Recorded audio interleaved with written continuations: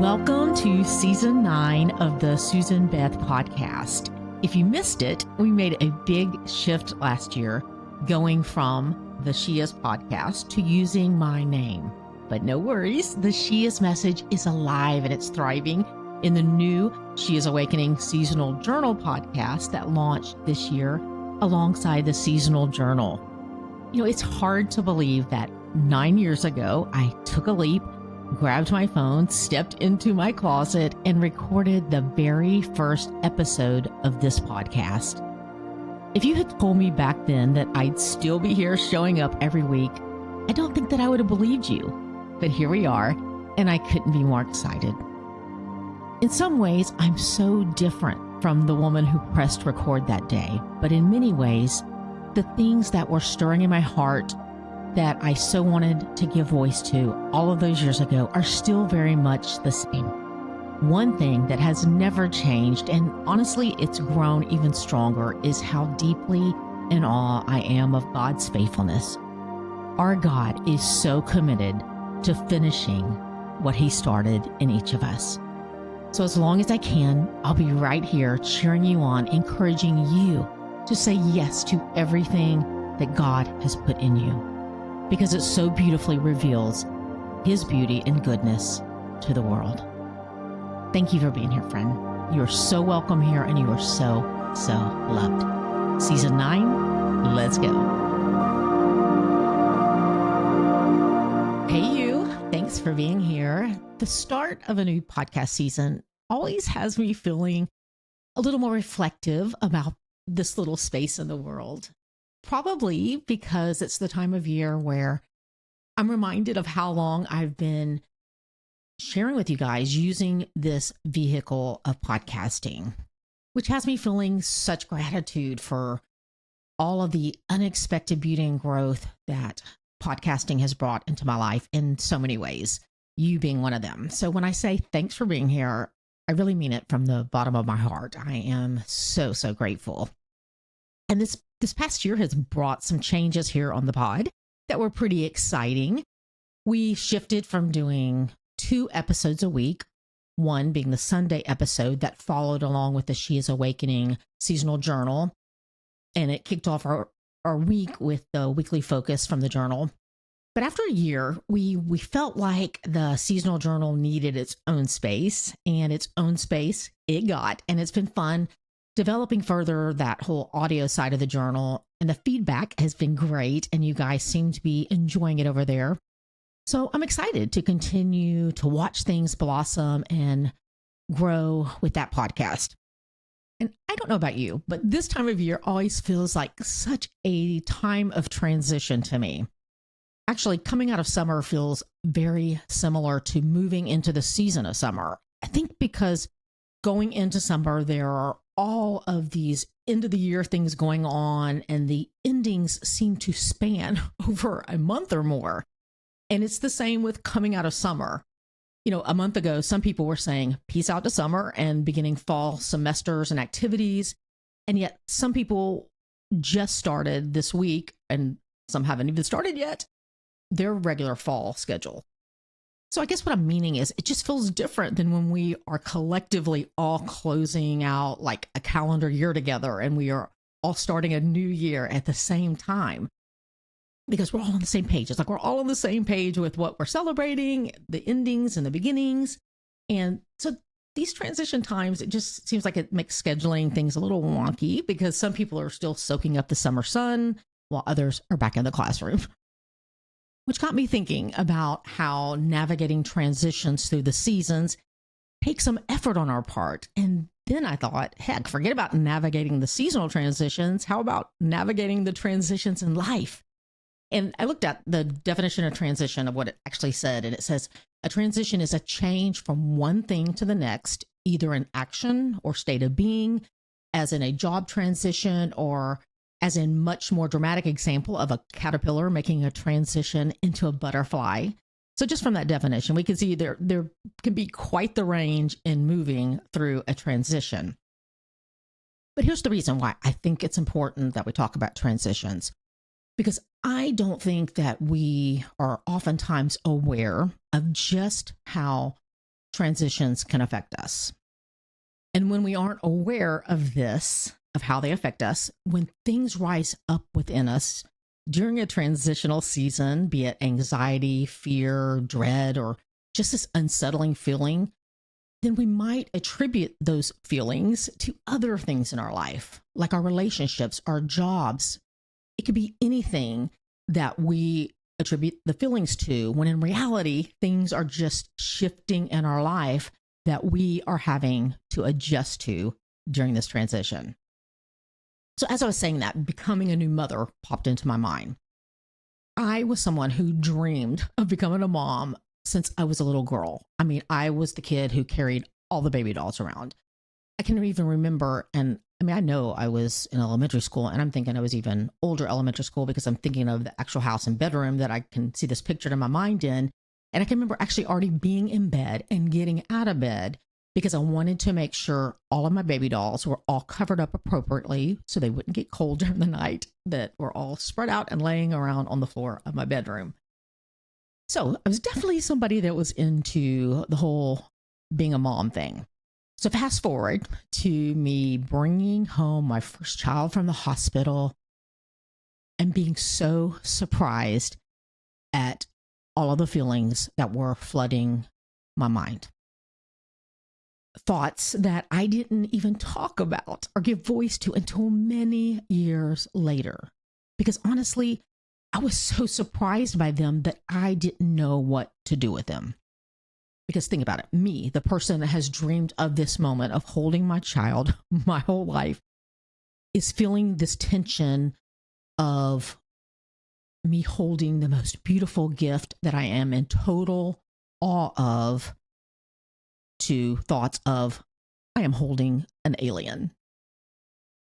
Which, if you've been around here any length of time, you've probably heard me mention that I was definitely a black and white thinker. So there was just absolutely no space back then for me to even entertain of how to entertain this whole alien thing, because that would mean that I didn't love and connect with this precious new life in my arms. Thankfully, I've come to understand that two things can be true. Life can be beautiful and hard, and I can love my new baby beyond words and feel totally overwhelmed with this new responsibility that I now have in my arms. But here is the important thing that I want you to see in that example. If I am not aware in that moment, in that season, that my life is in a major transition, then when things seem a little off in my marriage and feeling like things feel different, then I'm not going to think like, oh, maybe my hormones are a little wacky right now, or maybe it's because neither of us are getting enough sleep. No, my mind is going to serve up a comprehensive list for me of all the ways that my dear husband is not measuring up. Now, guys, I know that this sounds simple, but some of you listening right now still live in this space, and you live in this space often. And trust me, I can still go there. The difference is my renewing my mind muscle, it's been strengthened through the years, and I can catch things quicker before my mind's spiraling off into thoughts that are just simply not true. So, in case you need the reminder today, every thought that pops in your mind is not true. And here's the beautiful thing. Your mind has been designed with the ability to discard that thought and replace that thought with a thought that is true. And studies on the brain now show us what scripture has told us for a long time, that there is a space in our frontal lobes where thoughts come in. And then there's a space in time where we have a choice on what to do with that thought. And I will add that I believe that there are factors that individually make that choice easier or harder for some of us. But I will also say that understanding that and making choices in line with that understanding go a long way. The more self-aware we are as we walk through transitions in our life, the easier the transition will be. And typically, we aren't navigating a transition all alone or all by ourselves. although we tend to feel like we are, because our natural tendency is when we're going through anything in life, we think about ourselves first. And that's not a negative or selfish thing. We're the ones that are living our life, hearing our thoughts and feeling the feelings. So that's natural to deal with ourselves first, but it doesn't end with us. Whatever we are walking through, whatever transition in life or season in life, it affects those around us. And this is true whether it's talked about or acknowledged with the people around you in your life or not. So we have to be aware of this fact, or just like the example I gave earlier about me becoming a mom, when things feel, and I'm using air quotes, when things feel different with certain relationships, your mind is going to be quick to give you all the reasons why something is feeling different in your relationship with a friend or whoever in your life. And interestingly, something I'm sure that you've noticed, the thoughts that pop into your head in those situations can quickly become backed up by a seemingly well-experienced lawyer and just lay out this perfect argument for why this person is acting different towards you or something feels off.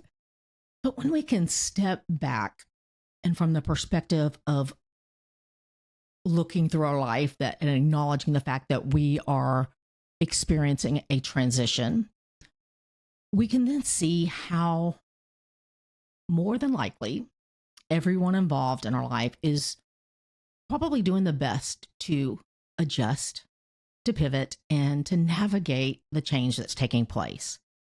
Because transitions in our life bring change, and change isn't always easy.